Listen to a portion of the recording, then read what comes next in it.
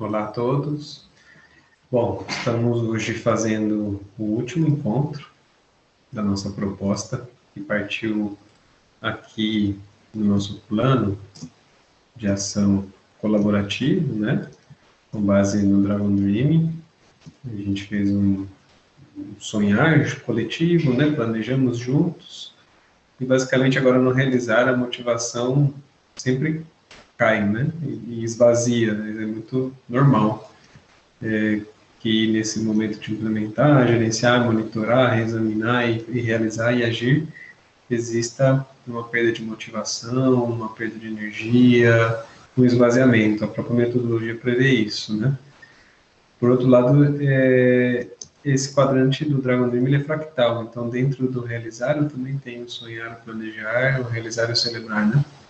Então aqui eu faço o rito de passagem dentro do realizar para o celebrar, fechando o meu ciclo de participação, onde eu considero que o nosso Kahabit, o nosso plano de ação, né, ele se estende até aqui, né, na realização de capacitação metodológica da equipe do GESAM. Porque eu estou entendendo que essa gravação ela é assíncrona quando for o momento e quando tiver interesse, qualquer pessoa do GESAM ou ligado ao GESAM poderá assistir, tá bom? Então, retomando, com base nesse processo, né, como um todo do Dragon Dreaming, que resultou no círculo de sonhos, né, que depois virou um objetivo, a gente acabou chegando numa missão, né, que é de colaborar disruptivamente para a realização de uma sociedade, né, com valores, né. E aí alguns objetivos, né, através de redes de cooperação, de conhecimento, a gente fazer redes de trocas de saberes, vivências, enfim, apoiar as comunidades, trocar ideias e apoiar causas. A gente está atuando com alguns princípios, enfim, tudo assim já muito falado entre a gente e sistematizado. E nesse momento, o que a gente está fazendo é chegando no último encontro de aprendizagem, praticamente concluindo a jornada colaborativa de verão, que tinha como intuito, objetivo, a introdução à governança dinâmica. São 5 encontros, esse é o último. Então, a gente começou dia 26 de janeiro falando sobre autogestão, sociocracia, né? Como formar esses grupos autogestionados através do ciclo de ações, através de princípios, propósitos, como a gente fazer para trabalhar a comunicação assertiva em grupos, né, identificando os sentimentos, as necessidades não atendidas, como fazer pedido aos demais para que nos atendam ou não, né. A gente falou sobre tomada de decisão, acordo, design organizacional.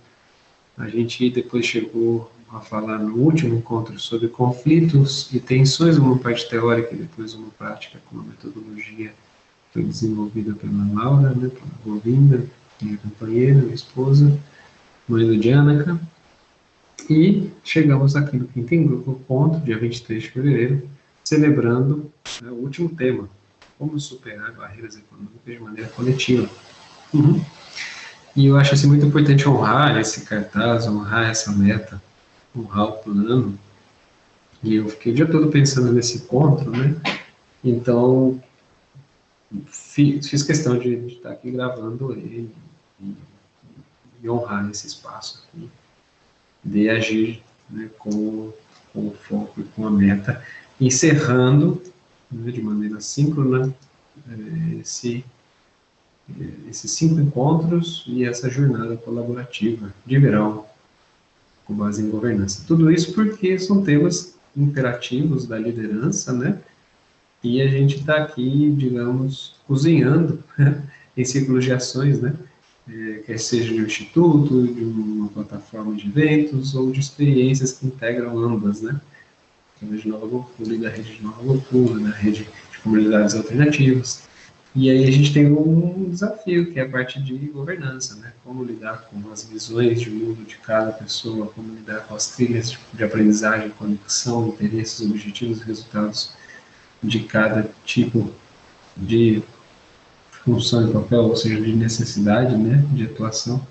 e como participar no meio disso de maneira relacional, integrativa, inclusiva, assertiva, não violenta, com maturidade, criativa, compartilhada, colaborativa, enfim, né? Toda essa gama de adjetivos que transcendem uma visão de mundo de comando e controle, antropocêntrica, e vem para uma visão de mundo mais circular, horizontal, humana e ecocêntrica, né? Trazendo a natureza no centro. Então, show de bola. Vamos tocar no nosso tema que é economia. Né? Então, a economia é um tema muito delicado, porque a gente tem várias feridas. Eu queria começar mostrando um gráfico, assim, um esquema do Paul Baran, que ele fala sobre as formas de organização humana, né? Desde a centralização, centralizadas, né, no patriarcado, ou no diretor executivo, ou no presidente, ou no líder, depois vindo para o descentralizado, onde a gente já começa a compartilhar esse poder, né? Tem os gerentes, os diretores, é o filho mais velho, dentro do patriarcado, né? E depois a gente acaba evoluindo muito para uma visão distribuída, né? Que é em rede, que é o que a gente está vivendo agora. No Brasil, uma das pessoas que fala muito sobre isso é Augusto de Franco. Ele tem, inclusive, uma iniciativa que chama Escola de Redes. Tem tudo a ver com o tema de economia, atualmente, né, nesse encontro de aprendizagem, porque a gente vai falar de uma... Ou seja, o tema, né, como superar os desafios econômicos, né? A gente vai falar sobre essa economia em rede, né, que, inclusive, dentro do próprio portal da gestão aqui que a gente fez, no protótipo, no MVP, o mínimo produto viável, né, a gente está se propondo aqui a ser uma rede de redes, né, afinal de contas. Já está tudo aí, a gente só precisa ver como potencializar e otimizar, né, e também criar valor, ou valor compartilhado, ou remuneração compartilhada, muitas vezes, né. Então, Augusto de Franco, a minha internet está um pouquinho lenta. Estou tentando entrar aqui na escola de redes, vamos ver se vai entrar. Para a gente mostrar aqui uma referência legal de um pensador, né? Um autor que estuda as redes, né?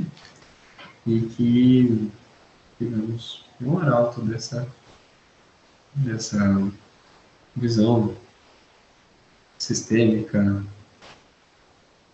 holística, né? Que esse pensamento cibernético, né, o cybernético, faz pra gente. Bom, tá bem ruim a internet aqui, não sei se é o site também, eu acho que a internet esses dias tem estado bem ruim.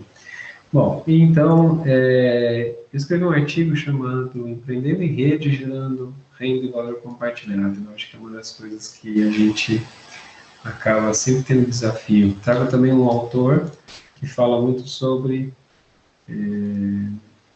responsabilidade social e um novo tipo de capitalismo.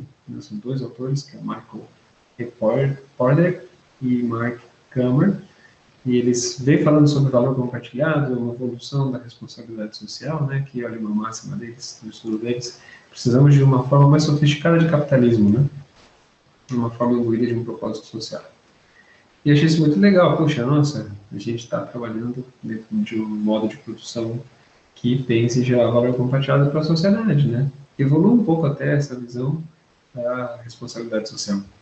E aí eu venho falando sobre uma cosmogeoética, né? Que é uma ética aplicada no território, que é a capacidade de a gente chegar a diferentes contextos, com diferentes conjuntos de fatos e evidências, análises de causa, dimensões, que se integram e fazem relação com o monetário, né? Senão a gente acaba separando a visão monetária da visão econômica, né? Aliás, a gente acaba não separando a visão monetária da visão econômica, né? Justamente o oposto. A visão econômica passa a ser interpretada só como uma questão monetária. E isso é um ponto cego muito grande que eu espero decorrer agora, falando sobre uma outra autora que tem me influenciado muito, que é a Daisy Lin, que fala sobre a fluxonomia 4D. que são as 4 economias do futuro. São 4 tipos de economia em rede. Quais são? A economia criativa, a economia compartilhada, a economia colaborativa e a economia multivalor. Isso tudo nasce, inclusive, de algo muito legal, que é a matriz 4D, que ela lá diz que é um ponto cego aí na matriz da sustentabilidade, ou é a evolução, né? Da matriz da sustentabilidade. Tem uma outra imagem que eu gosto mais que essa. Então, assim, vejamos o princípio teórico, né? Tripé da sustentabilidade. O tripé da sustentabilidade ele vai falar sobre 3 dimensões: a dimensão ambiental, social e econômica. E a Lala, observando isso, ela chegou numa visão muito interessante, de que está faltando alguma coisa aqui nesse tripé da sustentabilidade, né? E se a gente olhar bem, o que está faltando?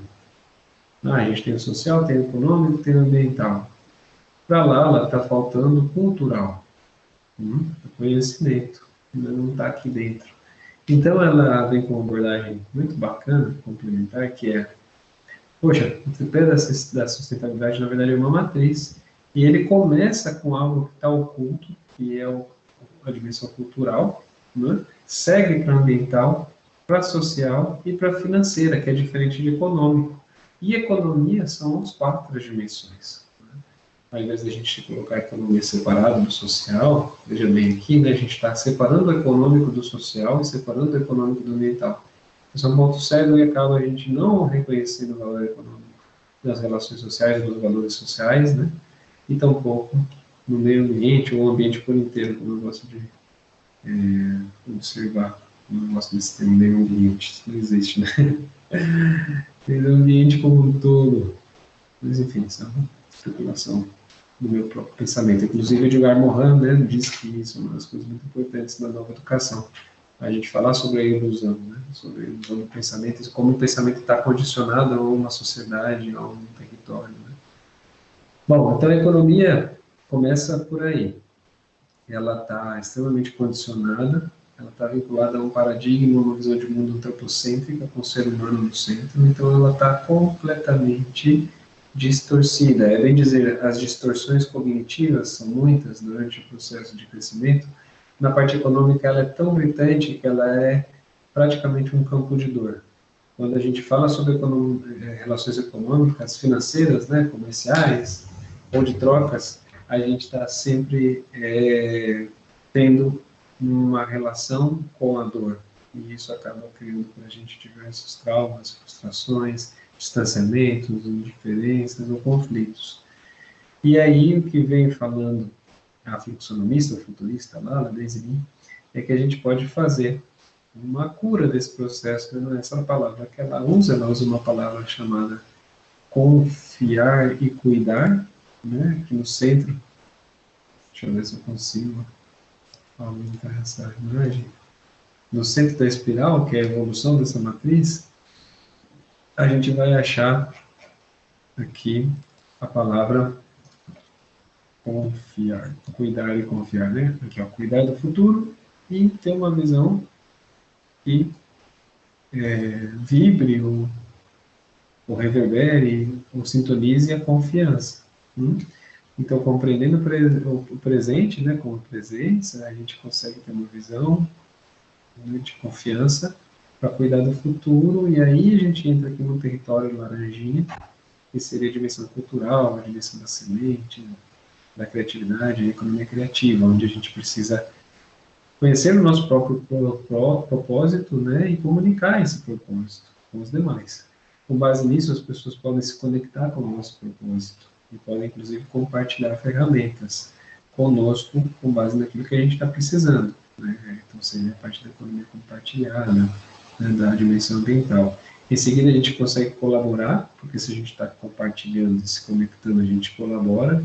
A gente consegue celebrar, porque a gente está, digamos, cumprindo um ciclo, né, social, de cultivo, de organização, que foi feito numa dimensão anterior de um terreno, de um espaço. Então, aqui no Zoom, aqui no GESAN, é um espaço, um terreno, onde a gente compartilha, onde a gente convive, e basicamente as dimensões de conhecimento, né, ou curiosidade, ou busca de conhecimento, ou objetivos em comum, nos geram a ter esse cultivo organizacional, né, que inclusive é imperativo para as redes ou para as instituições, ou até movimentos, iniciativas de centro vazio, ou que não tem nenhum tipo de formalismo, mas que está nos dando essa possibilidade de nos reconhecer como parte de algo, né?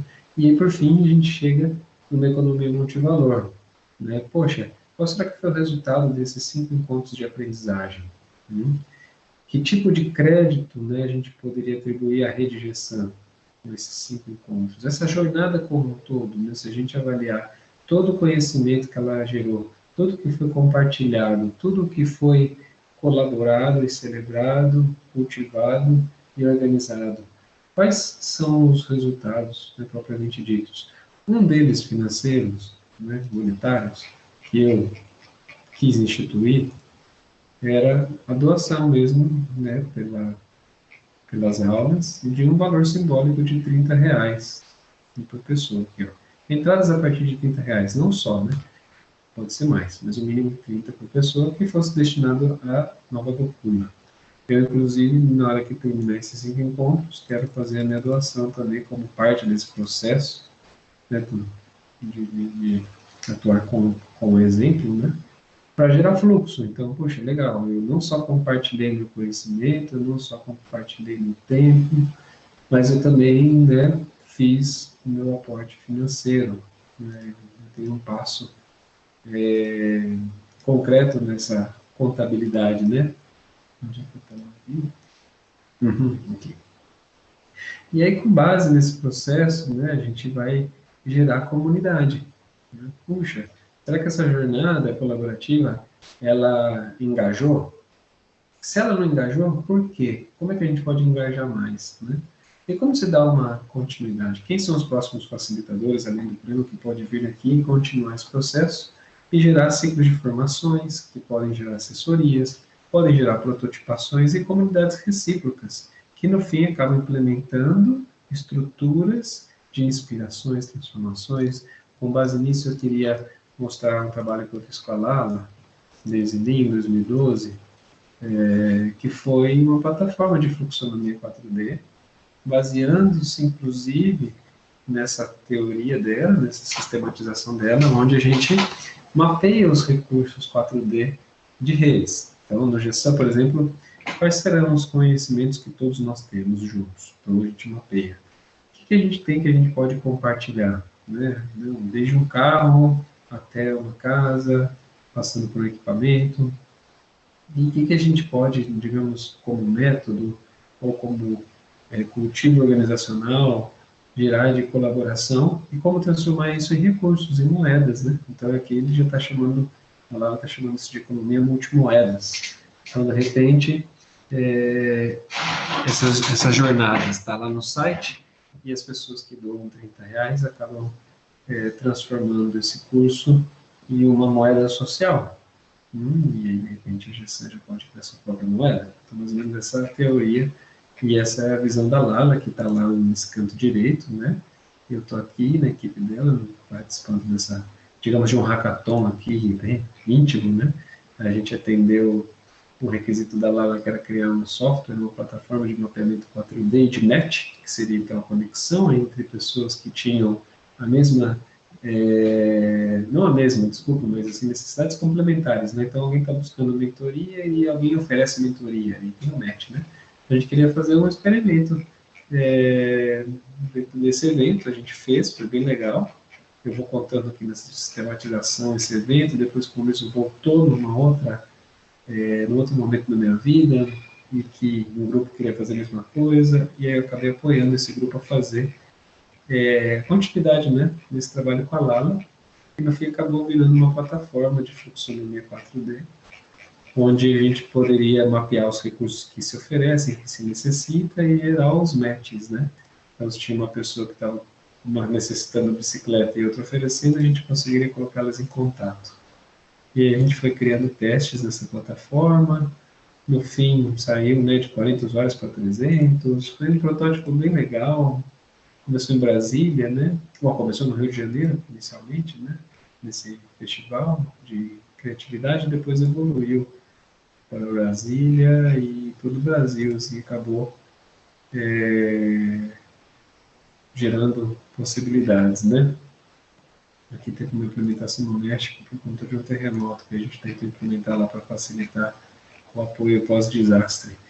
Bom, basicamente, então, é algo que tem uma relação com a economia, no sentido de que, se a gente está fazendo muitos fluxos e a gente está cadastrando todos os nossos conhecimentos, todos os nossos pertences, gerando uma maneira de contabilizar a colaboração, quer dizer que eu estou criando reciprocidade, né?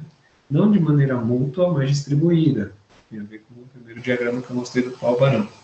Então, se a gente está trabalhando de maneira distribuída e é transparente, todo mundo está vendo que todo mundo oferece, inclusive se deu match ou não, né? Ah, deu um novo match, mas foi aprovado ou não, né? Foi feito ou não. Inclusive, a gente coloca aqui depois, né? A possibilidade de chat entre as pessoas e depois a visualização do perfil dessas pessoas e a possibilidade de você aceitar o fluxo, né? Que é o azulzinho, ou interromper. O fluxo potencial, o fluxo realizado, chega lá um e-mail para você dizendo que alguém solicitou aquilo que você poderia ofertar, e no fim das contas a gente acaba criando então multivalor, valor, economia, multimoedas, né, multivalor, porque eu de repente emprestando um equipamento ou eu de repente, né, compartilhando meu conhecimento, eu posso estar gerando valor monetário, inclusive fazendo com que isso seja liquidado, né, seja transformado em receita. Então é isso, essa sistematização é bem bacana.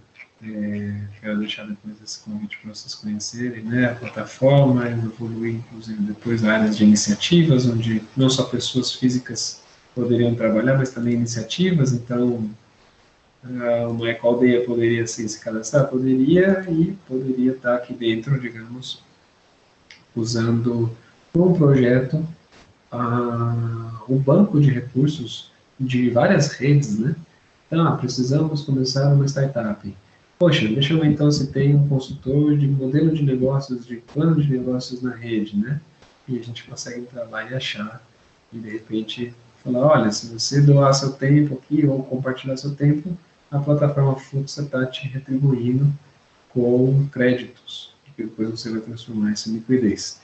Então, esse é uma das modelagens da economia em rede, da economia futuro, que parte desse modelo, né, de 4 economias. Aqui está a teoria explicando, deixo o convite para vocês.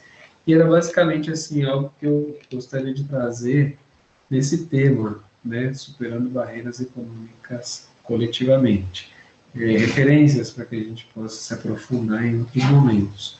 Existem outras, né, por exemplo, no Dragon Dream, que é a própria metodologia que a gente aplicou aqui, existe uma ficha técnica chamada captação empoderada de recursos.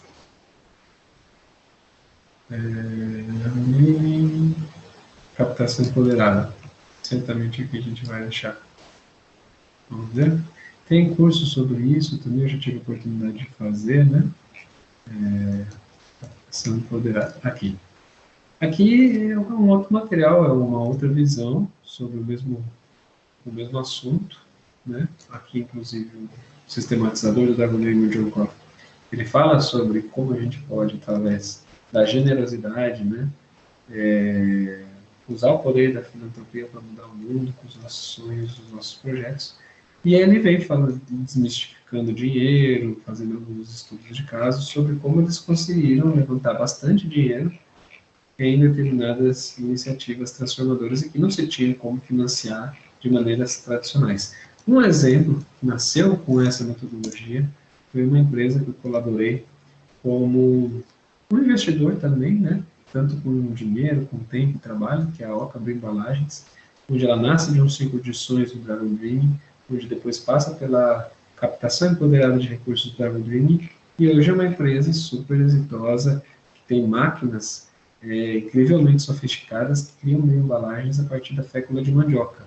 E isso começou com um sonho, como nós no GESAM, né? Então, é uma coisa incrível de se imaginar que hoje existe uma indústria de bioembalagem que, através de um ciclo de sonhos, de um método de captação empoderada, que conseguiu captar recursos na Alemanha em euro e serem investidos e aplicados aqui no Brasil, a gente consegue hoje fornecer para vários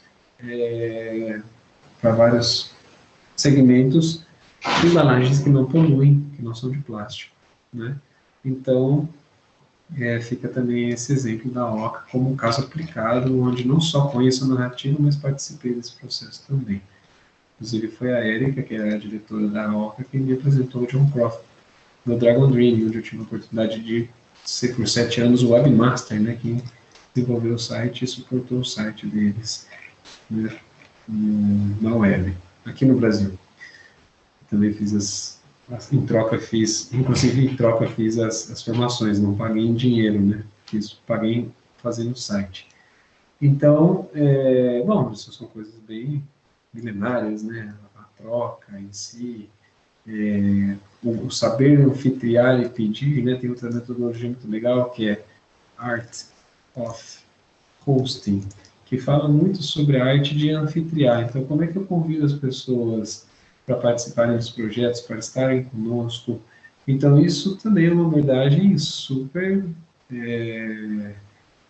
sofisticada, é uma ciência, é um método que a gente precisa conhecer, precisa aprofundar. Também é econômico, porque se a gente não consegue ter quórum, não consegue ter engajamento, não consegue formar comunidade, não tem movimento, então provavelmente a gente vai ter escassez de recursos. E o que fala a teoria da Lala é que a gente precisa estar de maneira muito diversa, né, conectados. Então não pode ter só artistas ou só profissionais de tecnologia ou só esportistas, mas que tem que ter uma diversificação entre tipos, né, e perfis, para que gere o match, o fluxo, ou a fluxonomia, né? E também, no caso da captação empoderada, basicamente existe uma necessidade de você ir até as redes que você desconhece. Então, a parte de indicação, busca por indicações é gritante, né? Como a gente tem métodos de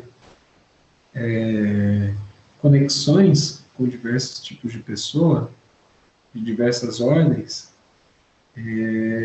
nesse caso é mesmo um quesito de ordem, buscar a relação sincera, profunda, né, verdadeira, com base até na visão artística, né, de ser mesmo uma cerimônia, assim, no sentido de ser sagrado, de ser muito preparado, planejado, estudado, né, nesse sentido mesmo, de não se desperdiçar o tempo, não se desperdiçar o contato, e de ser extremamente assertivo, né, e performar, inclusive, nessas conversões, né, de aliados, voluntários, participantes, investidores, enfim, membros, né, de uma rede, de um projeto. Então, uma das coisas super legais que eu também tenho que abordar são as moedas sociais, com base nesses fluxos que nós temos, né, digamos, acontecendo nessas diversas economias, onde a gente citou ali 4, né, a criativa, a colaborativa, a compartilhada e a multivalor, através de economias de redes, a gente vai poder, muitas vezes, transformar esses fluxos em moedas sociais. Aqui eu estou mostrando um artigo aleatório na internet, mas muito embora eu tenha conhecido esse dinheiro aqui, lá, esse é o pessoal do banco, nasceu lá com o pessoal do banco Palmas Leste. Ele é muito famoso, ele é um dos pioneiros, né? Porque lá na cidade, se não me engano, em Fortaleza, né? Banco Palmas em Fortaleza, eles são, assim, a moeda social comanda, né? Então, a mesma coisa de pensar em Nova Bocula, é seu próprio dinheiro, né? E aí o dinheiro fica circulando lá dentro e não sai. Então, são alguns princípios super legais. Tem aqui a Rede Brasileira de Bancos Comunitários, tem uma legislação que esse pessoal, né, acabou ajudando a criar, e eles são pioneiros, né? Tem toda a história do Banco Palmas, acho que vale até aqui a gente dar uma olhada. Aqui é um banco comunitário, conselho gestor, deixa eu ver. Bancos comunitários são serviços financeiros solidários em rede, do com a gente que a gente está falando, de natureza associativista, associativa comunitária, voltados para a geração de trabalho e renda, né, na perspectiva de reorganização de economias locais, tendo por base os princípios da economia solidária. Né? Seu objetivo é promover o desenvolvimento de territórios, através do fomento da criação de redes locais de consumo.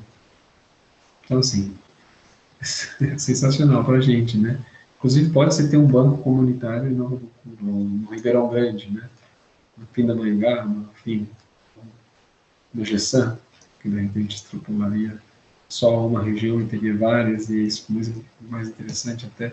Mas veja a quantidade, né, de bancos comunitários que tem hoje no país, essa lista aqui.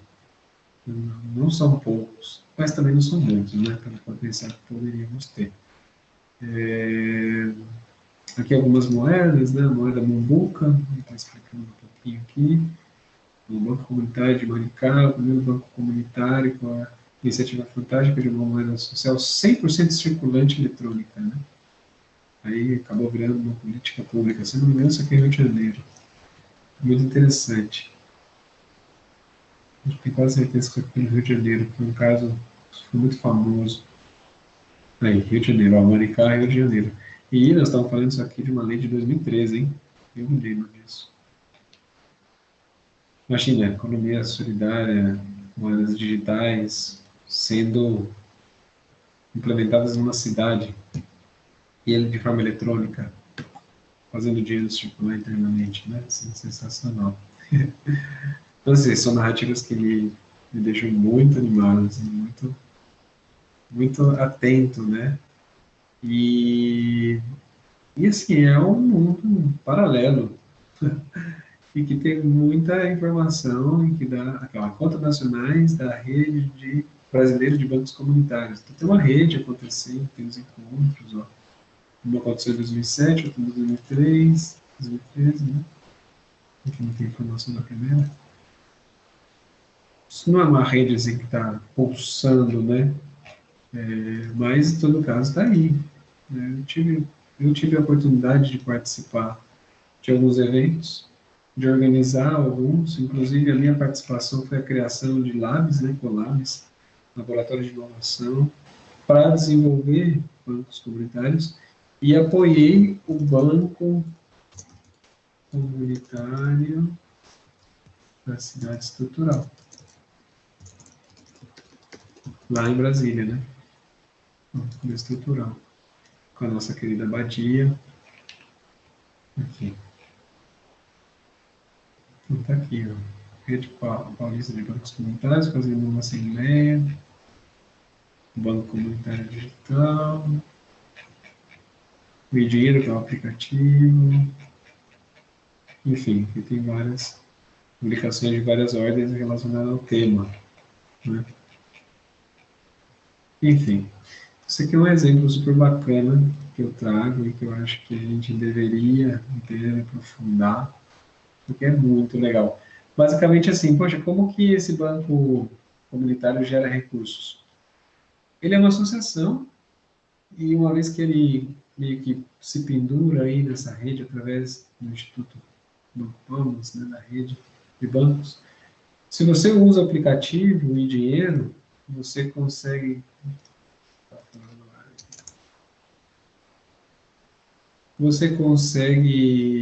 basicamente com esse aplicativo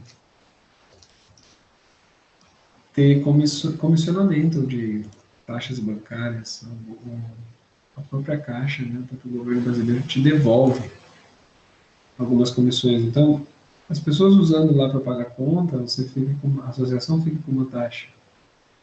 Eu lembro que a gente fez alguns cálculos lá, tinha uma ordem de 60 mil a 200 mil reais que você conseguiria ficar dependendo da quantidade de associados, né? Com o comissionamento de pessoas que usam esse aplicativo para pagar contas, carregar o celular e movimentar dinheiro ali dentro, né? Acaba ficando um FII, uma taxa de gerenciamento da associação. Mas tem outras formas também de remunerar. Não é a única. Ou não são também restritas, né? Aí depois tem todo uma, uma revolução de temas aqui, por exemplo, o mais conhecido como o blockchain, que são fórmulas, né, de a gente já trabalhar criptomoedas. Depois temos o Holochain, que é uma criptomoeda baseada na utilidade, né, não só na especulação, que eu acho muito mais legal que o blockchain, muito mais legal, porque ela não tem essa visão corporativista, né? Então ela ajuda as pessoas que querem criar coisas, startar coisas que sejam essenciais, como casa, moradia, empresas que têm impacto social, a produção de alimento. Hoje, né, tem muita especulação agora com Bitcoin, as criptomoedas. Isso é uma economia em rede, né? O Bitcoin está valendo quanto aqui? Um Bitcoin é igual a 264 mil reais. Você vai comprar uma casa por 260 mil reais. Um Bitcoin vale uma casa, né? Então, isso tudo é especulação. Minha opinião, particularmente, eu não gosto desse tipo de economia em rede baseada no mercado financeiro, tá? Tem alternativas, como, por exemplo, o Holochain. Enfim, então, esse universo que a gente está falando nesse tema hoje, né? Que é superando barreiras econômicas coletivamente, ele é um tema super abrangente, que envolve desde uma estrutura de pensamento que transcende a visão centralizada, descentralizada e vai para a visão distribuída, né, voltando lá para o nosso Paulo Arão, onde está aí, pode colocar aqui, né? De novo. Então, basicamente é isso, é uma evolução desse pensamento, onde a economia era centralizada por bancos, depois descentraliza com agentes e correspondentes e cooperativas, e depois está distribuída, né? Digital, está em rede, é multivalor, é multimoeda, é local, é glocal, porque é local e global. Então, tem uma revolução acontecendo em termos de percepção de valor. Aí trouxe também uma referência que é a Lala, porque a Lala tem, aliás, é muito legal se puder entrar aqui no YouTube e verem alguns vídeos da Lala, Daisy Lin, falando sobre isso. É muito legal, que ela fala sobre trocar as lentes 2D, né, da economia do passado e colocar as 4D, a lente 4D com a economia do futuro, né?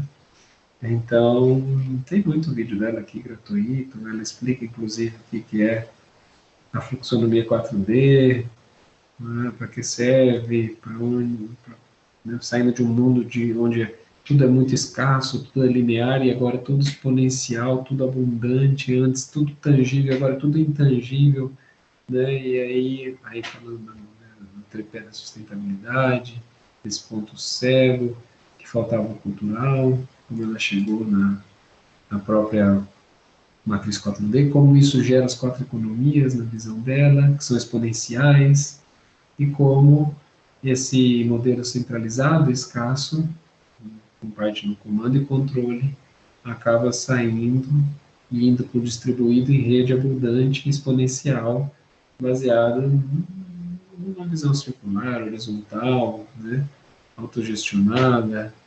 Então, é super interessante, porque é como um grande update de mindset, né, de estrutura de pensamento, de visão de mundo, sobre soluções que a gente sempre está impactado, né? Poxa, mas e se eu não tenho investidor, eu tenho como startar uma empresa? Tem. Poxa, e se eu não tenho um capital inicial ou um recurso financeiro, tem como ter êxito dentro de uma iniciativa empreendedora? Tem. Ah, mas se a gente não consegue ser viável economicamente no início. Tem como mudar? Tem. Tem como transicionar? Tem. Então é isso que os fluxonomistas, os futuristas, os economistas em rede fazem.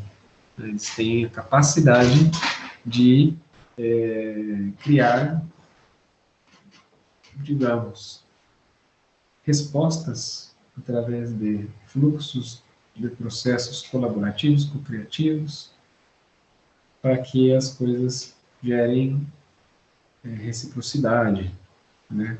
Gerem compromisso e conexão, comunicação, confiança e carinho no final, né? Bom, então assim, muita coisa legal, eu gosto bastante da fluxonomia, sou entusiasta. E deixo então a minha contribuição, pequena contribuição nesse tema. No meu próprio artigo aqui eu vou falando, né, de como a gente empreender em rede, voltando para o meu artigo, que é uma sistematização que eu fiz, né, de como empreender em rede. Eu vou trazendo aqui algumas leituras, né, por exemplo, os animadores de rede, né, poxa, Vivekananda já está tomando um animador de rede ali, né, está sempre ativando, conectando com carinho. Facilitador, né, está sempre cuidando de dar sentido, realizar, né, para o Kita, seja lindo. A Isa, a rede. Então, a arte de cultivar redes, como isso acontece? Puxa, tem métodos, né? Tem fases. Então, um método para ativação, um método para conexão e compromisso, um método para manifestação e conexão, um método para projetar, criar e para transformar e comunicar. E depois isso vai gerando valor. Primeiro propósito, depois objetivos, depois ciclos de ações, depois realiza um esforço para realizar e depois contabiliza e partilha esses resultados, né? E aí, qual é a percepção de valor, né? Um valor físico, intelectual, emocional, espiritual, ambiental, cultural, social, monetário. Ele vai, né, de um estabelecimento ou ausência de relações, de criação de acordos, de processos, de geração de conhecimento, de aprendizagem, convivência, e até chegar no econômico partilha. O fato da gente estar falando do econômico hoje já acende a luz, né? Como que a gente gera remuneração além de valor compartilhado? É mais ou menos um pouco disso que eu estou falando. E aí eu acho aqui super interessante, porque esse documento, modéstia à parte, né, que eu escrevi, mas tem aqui um documento inspirado no livro do 100 dias entre o céu e o mar, aqui, os níveis de maturidade, né? Poxa, uma rede tem maturidade 5 quando ela está transformando, né? 4 quando ela está projetando, 3 quando está manifestando, né? Conectando 2 e ativando esse nível 1. É o Almer Klink. Almer Klink escreveu 100 dias entre o céu e o mar e ele fala um pouco sobre a expedição dele, né? Que foi sair com o barco a remo, que é o Paraty, está aqui, né, nessa reportagem aqui no fundo. Com o barco a remo ele atravessou a África, a costa da África até o Brasil. A história, foi o primeiro livro que eu lembro de ter lido, minha mãe me passou com 13 anos, e essa história eu nunca mais esqueci, porque é incrível, né, o projeto, como ele projeta o barco, os alimentos para passar 100 dias, e mais louco que ele não era um piloto, um prático, né, uma pessoa da marinha, naval, nem o cara que fez o barco nunca tinha feito como engenheiro naval um barco desse tipo, e nem ninguém da equipe dele tinha experiências em travessias. O que o Amir Klink fez foi estudar todo mundo que tentou ir antes. Alguns morreram, e ele fez um planejamento audaz, com 3 anos, e saiu da África com barco a remo, enfrentou tempestades, e junto com a corrente marítima, ele conseguiu fazer uma travessia, né, da África até o Brasil com barco a remo. E isso nunca saiu da minha cabeça, né? E ele, hoje, dando palestras, né, sobre a sua realização, ele fala que ele é um cara que, basicamente, é um planejador, né? Porque ele teve que planejar, inclusive, equipamento solar, né, para ter eletricidade, que na época não era tão comum. Ele vai contando como ele conseguiu, tudo focado para a necessidade dele, que era atravessar o oceano com o barco a remo, né?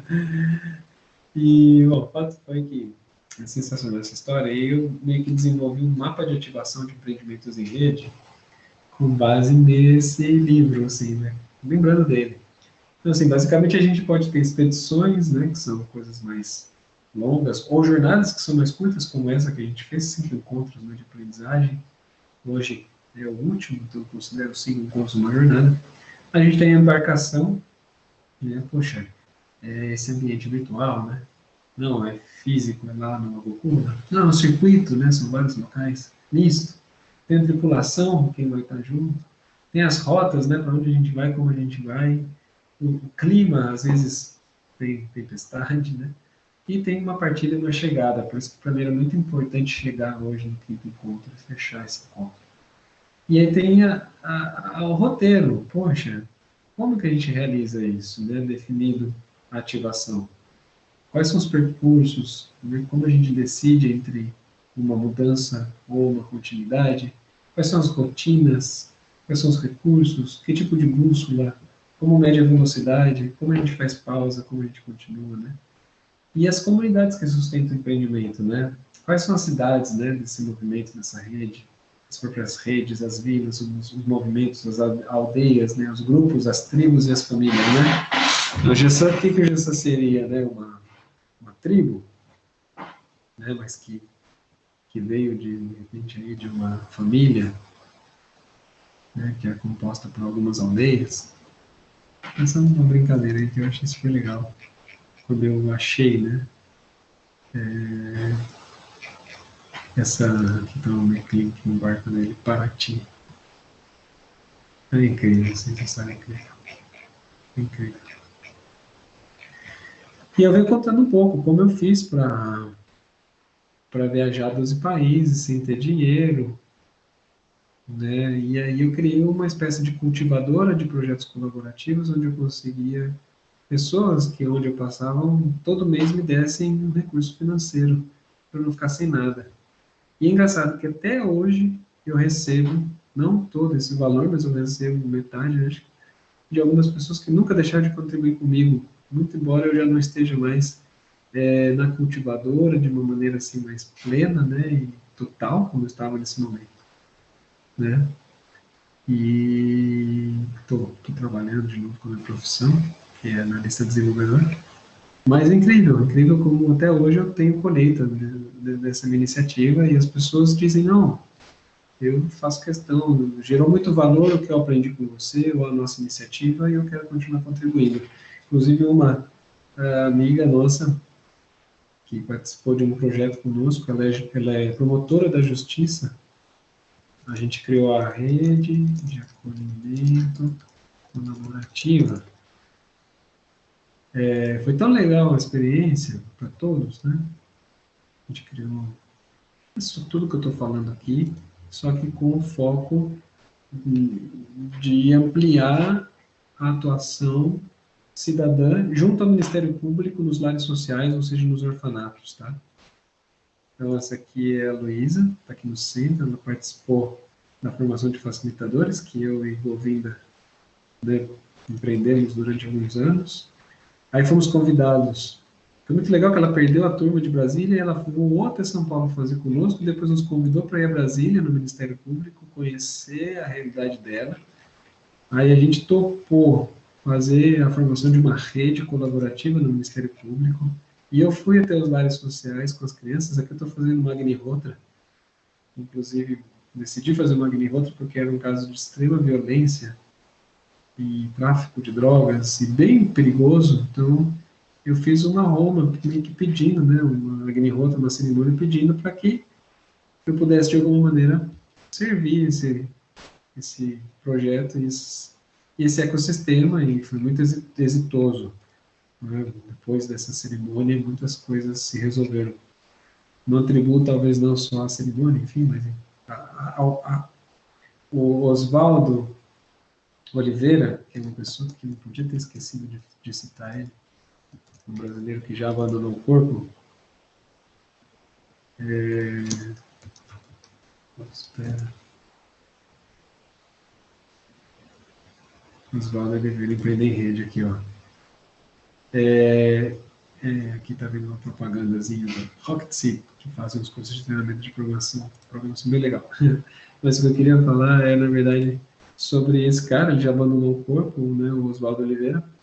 Ele foi um entusiasta muito grande no movimento de empreender em rede, e ele traz, assim, coisas muito legais. Ele criou uma moeda digital, né? Ele criou uma casa, a primeira casa colaborativa de São Paulo, que é a Laboriosa 89.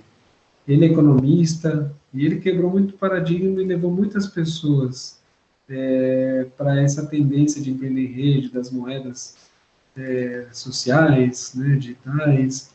Tanto que ele criou, olha lá ele falando, ó, do diagrama do Pólvora. Claro, eu aprendi muito com ele também, né? Participei de alguns movimentos. Ele criou as organizações prósperas. Tem muita história, né? Tem muita história aí para contar. As organizações prósperas, organização próspera. Tem aqui todo um conceito que vem muito do trabalho dele sobre não ter troca, né? Um passo além, inclusive, da fluxonomia, não é só distribuição, só acesso. Né? Não se acumula, só se distribui, não há propriedade, só responsabilidade. Ele está falando sobre blockchain, criptomoedas, enfim. É muito interessante toda essa... Depois veio o Prosper, que é uma evolução das organizações prósperas. Não sei se tem alguma coisa aqui atrás. A nova rede de Oswaldo Oliveira, um alquimista de modelos econômicos em rede, organizações livres e autogeridos. Você lembra da Casa da Gloriosa 89? As organizações prósperas? Pois bem, agora, quando ele lançou o Prosper, quantas pessoas ele conseguiu reunir? Puxa, ele morreu rapidinho, assim, um dia, um infarto. Tinha até escrito uma mensagem para ele. É muita informação, mas vamos voltar, porque eu não sei nem mais o que eu estava falando antes disso. Por que eu cheguei aqui? Ah, tá. Estava contando a história da rede colaborativa no Ministério Público. Então, com base em todo esse acúmulo de informação, de conhecimento, a gente percorreu muitos lugares. Aqui eu estou com o Roberto Crema, né, na Unipaz. A gente está aqui com a atriz da Globo, a Maria Paula, né, com os facilitadores que fizeram a formação em Brasília, o Matheus, a Samara, o Ramon, pessoas incríveis, né, Danai, pessoal da Casa Aquário, o Miriam, o Gabriel. Aqui a gente está num templo cozinhando prachada. Inclusive, quem cozinhou a prachada para esses jovens foi a ISCOM de Brasília, num templo que não era da ISCOM, né? Um templo mais universalista. A gente conseguiu o apoio da Maria Paula. Então, assim, eu estou contando essa história porque a gente mobilizou muitos jovens de lares sociais, ou seja, orfanatos, artistas globais, reitores de universidade, templos, né, não só o movimento da ISCOM, né, não só a ISCOM Brasília, mas 3 ramos diferentes, Ramakrishna, e do Swami Tilaka, eu não sei qual que é a linha deles, né, mas o Babaji era devoto do Sr. Rama. E aí a gente conseguiu fazer um projeto sem nada de dinheiro, o transporte, os facilitadores, as dinâmicas, o espaço, os certificados, a metodologia, tudo foi feito de maneira colaborativa e sem o uso de dinheiro. E, inclusive, nunca se tinha levado os jovens de acolhimento de diferentes casas para um mesmo local, para uma ação que fosse não institucional, de centro vazio, totalmente livre, né, numa experiência maluca, né, cozinhar da prachada e se divertir, e a gente conseguiu. Então, a nossa tese era de que sem dinheiro, sem autorização legal, que é um convênio formal, a gente conseguiria fazer acontecer, e a gente fez acontecer, e foi muito legal. Teve momentos de tensão, até conto, mas teve momentos em que a gente, né, meio que dá aquela coisa estranha, a gente conseguia resgatar a unidade, e o mais legal é que tinha um jovem que estava com a camiseta do Senhor de Haganá, você consegue ver aqui, ó. E eu perguntei para ele, eu falei, escuta, essa camiseta aí que você está usando, cara, você sabe o que significa? Ele, um dia eu vi lá numa loja e comprei, não sei o que significa. E ele está carregando aqui uma comida feita pela ISCOM, oferecida no altar, na foto do Sr. Vishnu, com a camiseta do Sr. Jagannath, sem saber o que significa essa camiseta do Sr. Jagannath. É incrível como a vida é maestra, né? Aqui está o Prem Kumar, que é o Erasto, né? Que é o presidente do Templo da Sabedoria lá em Brasília, é um templo incrível, maravilhoso. E ajudou bastante a gente, né? Lá que a gente cozinhou, a Visa, que é a promotora pública, e os jovens. Aqui a Govinda fazendo um autocuidado com as meninas, tudo de maneira espontânea, não que isso aqui foi combinado, né? Aliás, tudo foi muito espontâneo. E as atividades iam acontecendo, vamos fazer mandala com galhos, vamos fazer rap. Aqui tinha um pessoal fumando maconha, porque era a galera mais barra pesada. E a gente não foi lá criar casa, foi meio que se enturmar, entender. Aí o senhor, o senhor de Araná, não lembro o nome dele, pintava e desenhava muito, olha que lindo que é o desenho que ele fez. Deixamos eles bem livres depois de um determinado momento. Luan, aqui, é o Luan. Tá. Teve capoeira, enfim. Isso aqui é um exemplo de como a rede, né, como empreender em rede pode gerar valor compartilhado. E aí, como gera remuneração, né? O que a gente conseguiu aqui, digamos, de remuneração ou de ganho financeiro? Porque no final a gente está falando disso, né? O Juno, esse cara aqui, por exemplo, ele foi convidado por conta da performance de teatro dele, do desempenho do encontro, ele foi um dos caras convidados pela Ana Paula para conhecer o Prembaba num festival muito grande, que daqui a pouco deve chegar a foto aqui. Ele foi no palco, eu também fui no palco com a Laura, com o Govinho, né? Mas assim, economicamente, veja bem, expandindo os resultados dessa ação, olha que interessante. Economicamente, eu e Govinda, né, eu e Laura, a gente viajava muito e sempre fazia trocas, né? E isso foi um resultado muito interessante, porque uma pedagoga conheceu o nosso projeto e chamou a gente e falou, gostei muito de saber o que vocês fizeram com os jovens, eu tenho uma casa lá na parte periférica de Brasília, numa cidade satélite, Taguatinga, e eu queria ceder a casa para vocês ativarem uma casa colaborativa, eu queria que chamasse Lila. Eu vi lá que significa Lilas, que vocês são devotos, vi uns textos do Prembaba aí, queria que chamasse Lila. Vocês não querem começar comigo a casa colaborativa? E fato foi que eu e Laura fomos morar lá durante uns meses. Aqui está a gente, então, na Casa Lila, inaugurando, eu fiz o logo para eles, né? E essa turma que está aqui comigo é basicamente assim, o pessoal da pesada, mas da pesada mesmo, porque tem aqui o pessoal da Jovem de Expressão, que é apoiado pelas Nações Unidas, pelo Instituto Caixa Seguradora, e é um dos projetos mais incríveis que eu já conheci, porque eles realmente dão um show. Jovem de Expressão em Brasília, que todo mundo conhece, né? É um coletivo que ocupou uma praça e hoje dá oficinas de arte, de cultura. Tipo, sabe aquele projeto que você, quando conhece, fala, putz, cara, não é possível, que demais? Pois é, esses caras aqui, eles têm feitos incríveis, né? Por sinal, eles organizam um festival assim, que movimenta muita grana na periferia e eles mesmos criam os coletivos que gerenciam todos esses eventos. Eles têm o Lecria, que é o Laboratório de Empreendimentos Criativos, que é super sensacional, sabe? Enfim, eu me apaixonei quando eu conheci tudo isso, me apaixonei. E o que eu quis fazer, basicamente, foi replicar um dos projetos, né? Não tudo, mas um dos projetos eu quis replicar lá em Taguatinga, na Casa Lila, né? Ele está aqui, já tá aqui. E aí eu chamei esse pessoal para conhecer a Casa Lina e pedi as bênçãos lá para replicar o projeto com os jovens de acolhimento.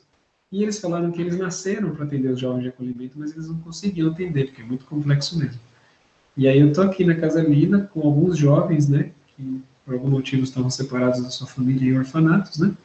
E aqui comecei, então, a gente começou morando na casa, uma agenda, né?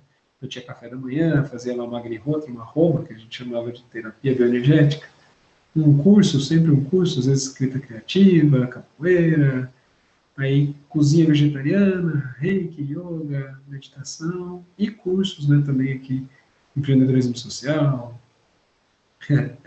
Não, foi sensacional, né, porque a gente acabou aqui a Abadia, a Abadia é outro baluarte, como Jovem de Expressão e a própria Casa Lila, sabe? Porque, como a Patrícia, né, Morgado, como o Almir aqui, como o Luiz, quer dizer, aqui só tem pesado, né? Porque a Abadia é a que criou o Banco Comunitário da Estrutural. Ela tem uma história, ela criou a primeira biblioteca da Estrutural. Para quem não conhece a cidade Estrutural, é onde foi o lixão de Brasília. Os pais da Abadia, eles eram catadores. A Abadia foi catadora. E o que a Abadia fez hoje, lá na Estrutural, é incrível. Um centro cultural, uma biblioteca, Casa dos Movimentos, o MESSE, né? MESSE é o Movimento de Educação e Cultura da Estrutural. Então, eu conheci nesse movimento, né?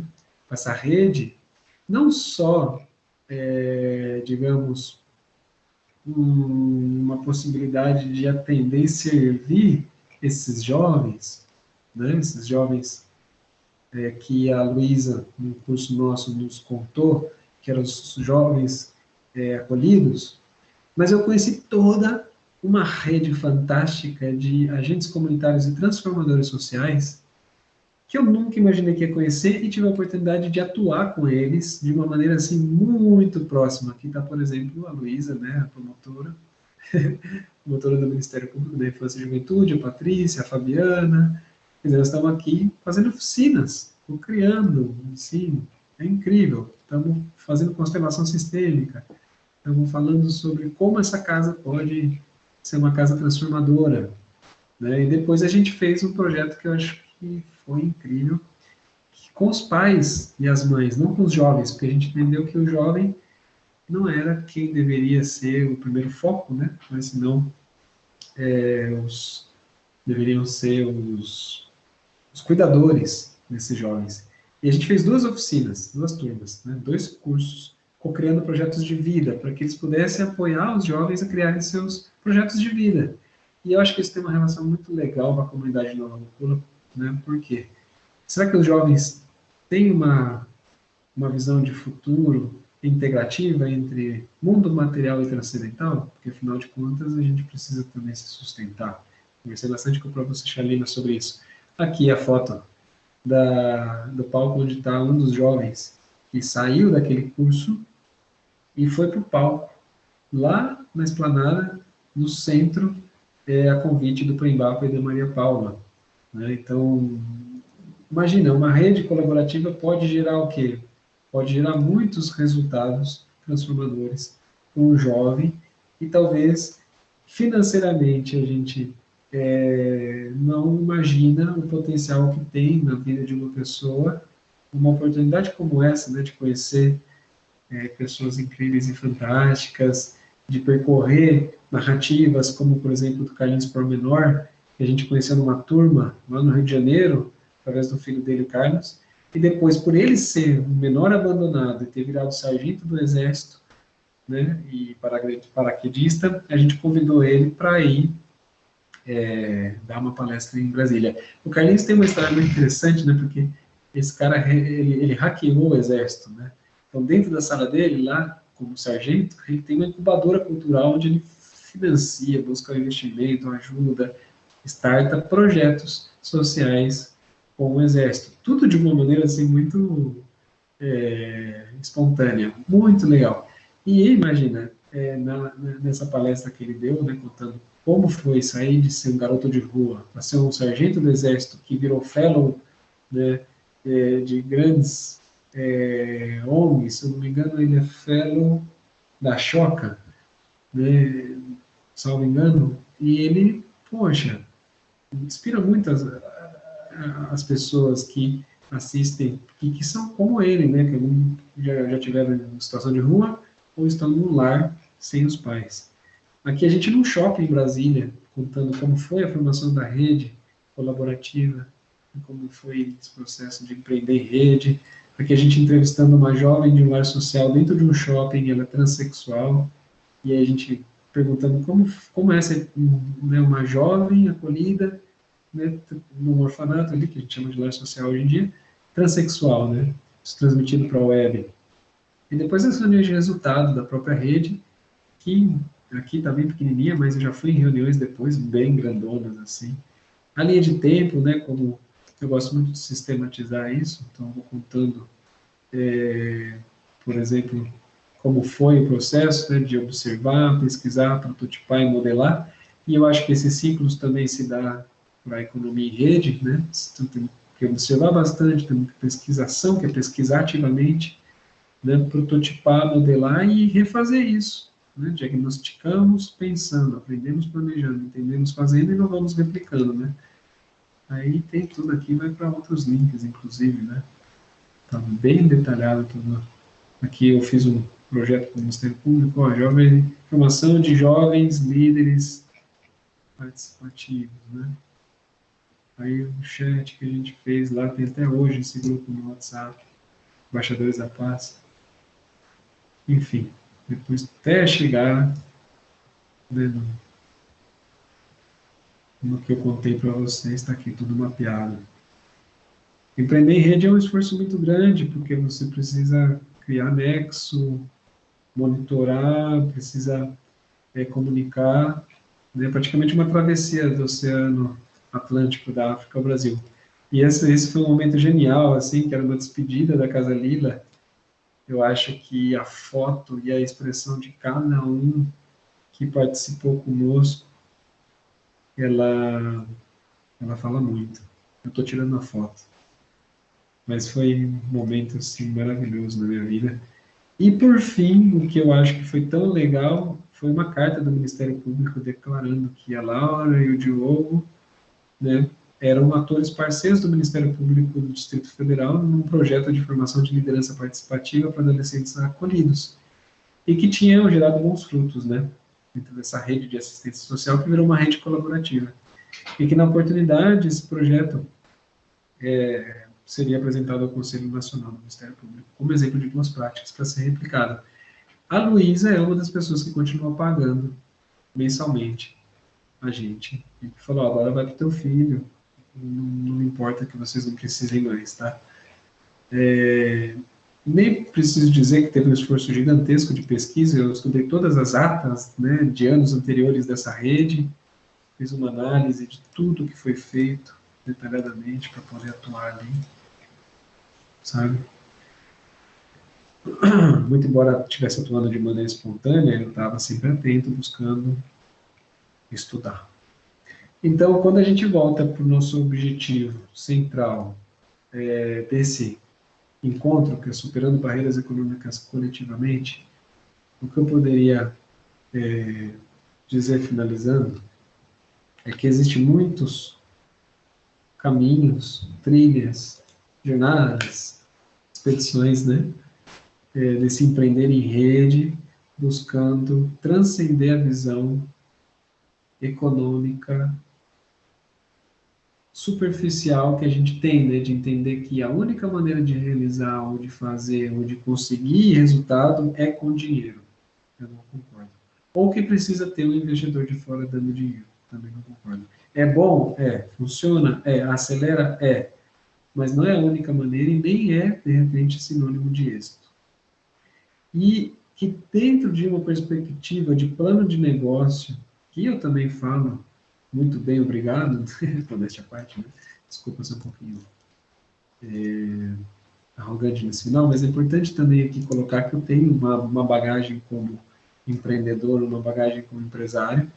Eu captei recursos a fundo perdido de editais como a FINEP, eu tive recursos de investidores anjos através, né, do meu plano de negócio, que é uma plataforma de rastreabilidade.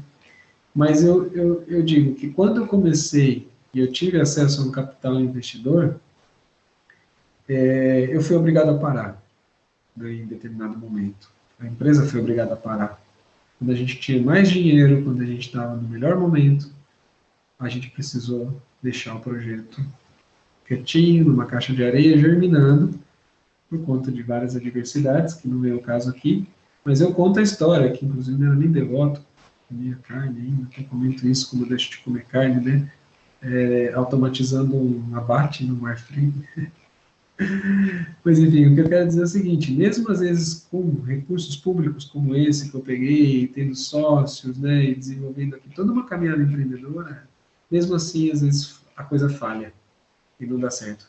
Hoje em dia eu estou, né, digamos, retomando todo esse processo de empreendedorismo, de gestão, de empresa, de desenvolvimento, desse mesmo foco que eu comecei em 2004, tá?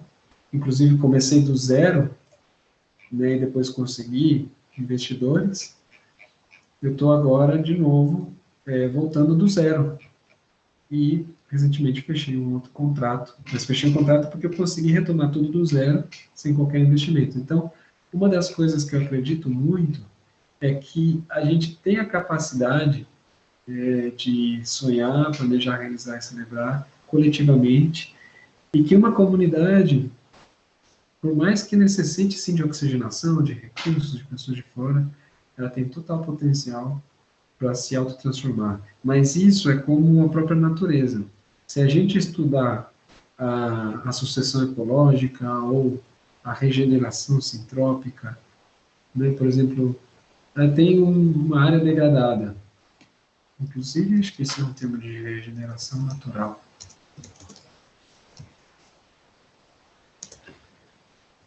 Basicamente, naturalmente as coisas voltam, né? Então, aqui tem uma regeneração natural, né? Tem as mudas plantadas.